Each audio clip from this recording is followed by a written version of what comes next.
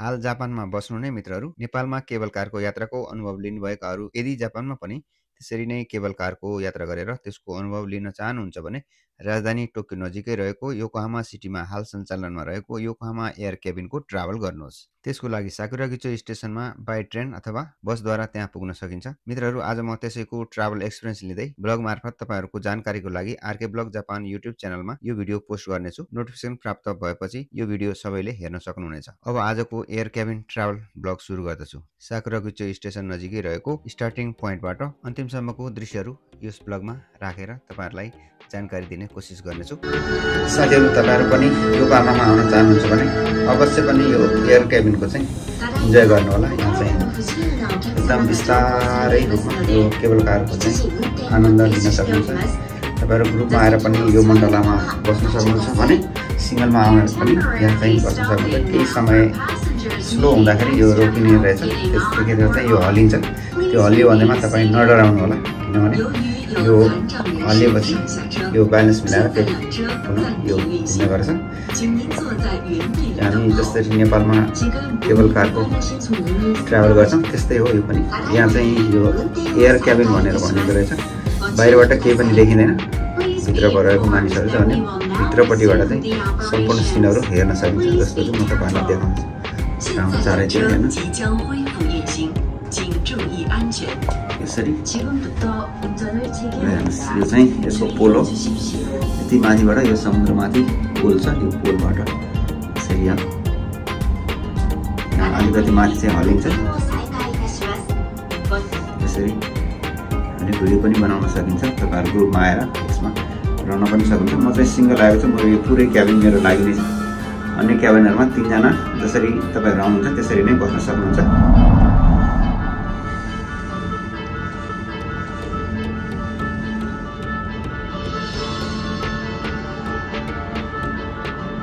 तपाईहरु सिंगल ट्रिपमै उतापट्टि गएर त्यहाँबाट हिँडेर आउनु भए पनि 10 मिनेटको बाटोमा आइपुग्न सकिन्छ। यो धेरै टाढा त होइन, तर पनि यो एयर केबिनको इन्जोय गर्नको लागि चाहिँ तपाईले सिंगल अथवा राउन्ड ट्रिपको दुवैटी टिकट लिन सक्नुहुन्छ। मैले चाहिँ राउन्ड ट्रिपको लिएको छु। म फर्कँदा पनि यहाँबाट देखिने भ्यूहरु चाहिँ तपाईहरुलाई देखाउने छु। अहिले भने यो केबल कारको नै मैले फोकस गरिरहेको छु। एयर केबिनको यो एयर केबिनहरुको यो मण्डलाहरु चाहिँ यसरी बिस्तारै आएको हुन्छ।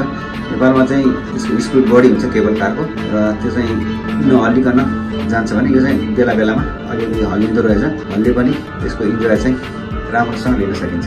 हेर्नुहोस् यहाँबाट सिनहरू देखिन्छ यसरी रहेछ। चारैतिरको यो अलग-अलग भवनहरू योकोहामामा रहेको यो साकुरागिचो स्टेसन नजिकै पर्छ। यो चाहिँ साकुरागिचोबाट मैले यो एयर केबिनको ट्राभल गरेर यहाँ पारिपट्टि आइसकेको छु। अब यो पारिपट्टिको स्टेसन यो हेर्नुहोस् यहाँ रोकिन्छ। त्यसपछि म चाहिँ फेरि त्यहाँबाट फर्कनु पर्ने हुन्छ। केही समयपछि म फर्कनेछु। अहिले भने यहाँको दृश्यहरू हेर्नुहोस्। म तलतिर उतापट्टि स्टेसनमा जाँदैछु। यहाँबाट हिँडेर 10 मिनेटमा पारिपट्टि पुग्न पनि सकिन्छ।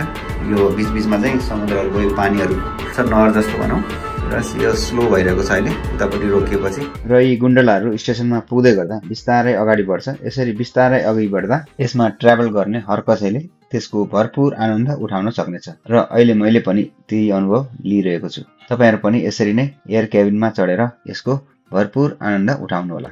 म चाहिँ सिंगल छु। मेरो यहाँ पुरै केबिन मलाई नै हो। जतापट्टि घुमे पनि हुन्छ, कोही पनि छैन। हेर्नुहोस् यो चाहिँ डोर हो।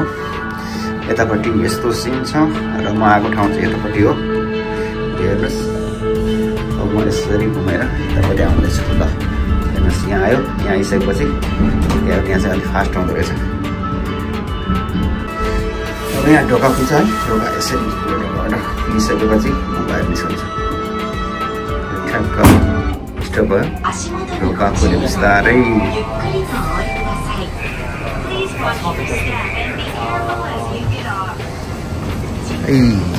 आरिगातो गोजाइमास।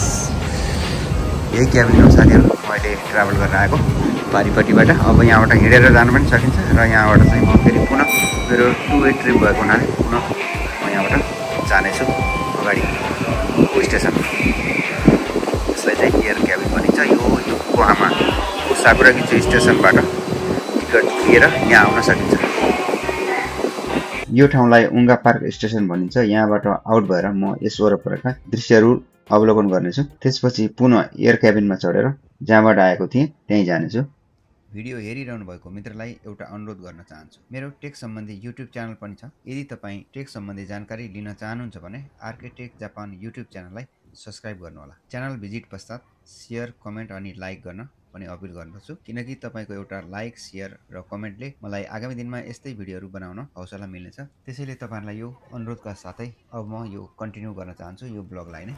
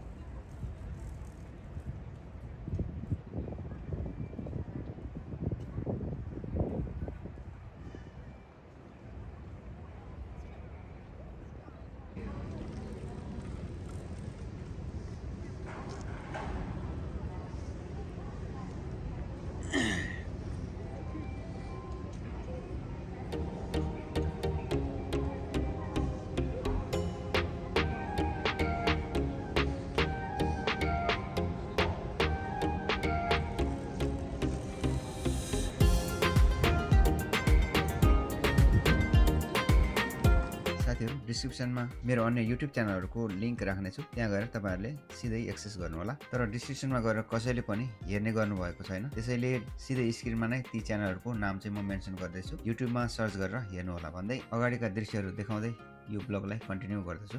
र साथीहरू, मेरो टिकटक एकाउन्ट पनि रहेको छ, जसमा जापानका बारेमा केही भिडियोहरू हेर्न सक्नुहुन्छ। यो ब्लगको भिडियोलाई हेरिसकेपछि मेरो टिकटक एकाउन्टलाई सर्च गरेर टिकटक एकाउन्टलाई फलो गर्नुहोला र भिडियो हेरिसकेपछि भिडियोलाई लाइक, कमेन्ट अनि शेयर गर्न नभुल्नुहोला।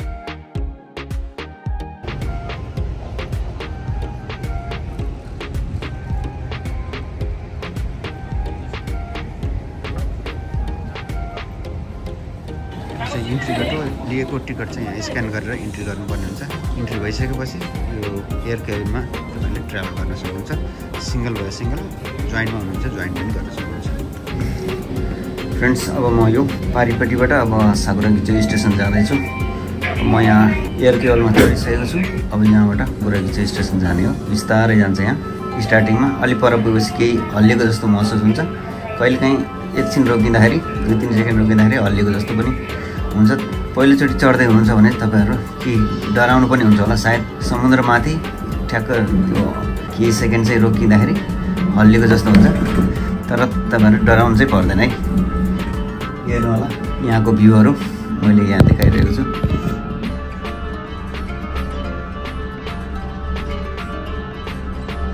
तल मान्छे हिँडेर पनि जान सकिन्छ। साकुरागिचोसम्म 10 मिनट जति लाग्छ। अब यो म माथि समुद्रमाथिको यो भागमा आइसकेको छु र अगाडिपट्टि पोल देख्न सक्नुहुन्छ। यो 2वटा पोल छ। त्यसपछि त्यो क्रस भइसकेपछि पारी पुग्न सकिन्छ। अब म केही साइडको भ्यूहरू पनि देखाउँछु, जुन चाहिँ यो ल्यान्डमार्क टावर हो। र यो न्यु इयरमा हामीले यो काउन्टडाउन हेर्नु भनेको यो गोलो राउन्डमा हो। र अहिले म आएको चाहिँ यहाँबाट हो। हेर्नुहोस् है, यहाँबाट म आइरहेको थिएँ। अब यो एउटा मेन पोलमा आयो, बिचको तल चाहिँ समुद्र छ। हेर्नु होला, यो हेर्नुहोस् समुद्रको भाग हो, पानी पानी छ। र यो अगाडिपट्टि तपाईँहरूले देख्दै हुनुहुन्छ यो 2वटा रोपमा चाहिँ झुन्डिरहेको यो एयर क्याबिनको डब्बाहरू। तपाईँहरूले यदि नेपालमा केबल कार चढ्नु भएको छ भने केबल कार जस्तै एक्सपिरियन्स तपाईँले लिन सक्नुहुन्छ। हेर्नुहोस्, अहिले यो क्याबिनभित्र छु। एयर क्याबिनमा यहाँ चाहिँ अब म एक्लै भएको हुनाले यो क्याबिन पुरै मेरो रहेको छ। यदि तपाईँ ग्रुपमा आउनुहुन्छ भने 8 जनासम्म यहाँ बस्न सकिन्छ र इन्जोय गर्न सक्नुहुन्छ। म चाहिँ एक्लै छु, त्यसैले मैले यो पुरै क्याबिन चाहिँ मेरो नै हो। र अब मैले यहाँ तपाईँहरूलाई चारैतिर देखाउने कोसिस गरिरहेको छु मेरो ब्याक साइडबाट। हेर्नुहोस् है, नेक्स्ट पोलमा पनि जाँदैछ है म। हेर्नुहोस्, ल हेर्नुहोस् पछाडिपट्टि चाहिँ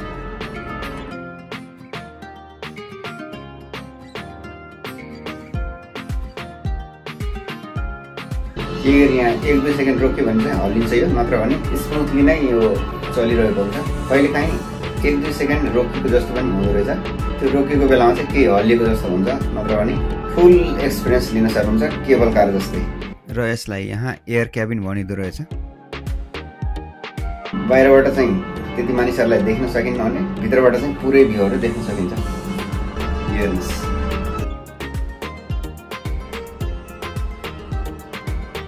अब यो नेक्स्ट पोलमा आयो। नेक्स्ट पोलमा आइसकेपछि पारिपट्टि पुग्ने हो। म चाहिँ पुरै क्याबिनमा एक्लै छु है साथीहरू। यो चाहिँ यसको टिकट हो, हेर्नुहोस्।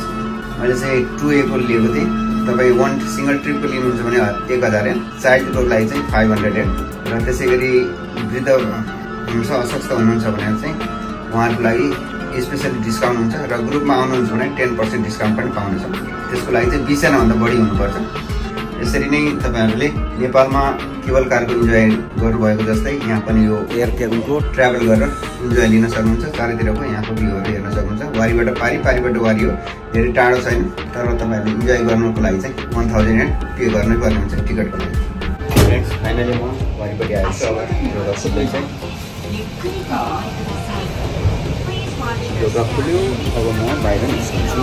ल कतिर गएर है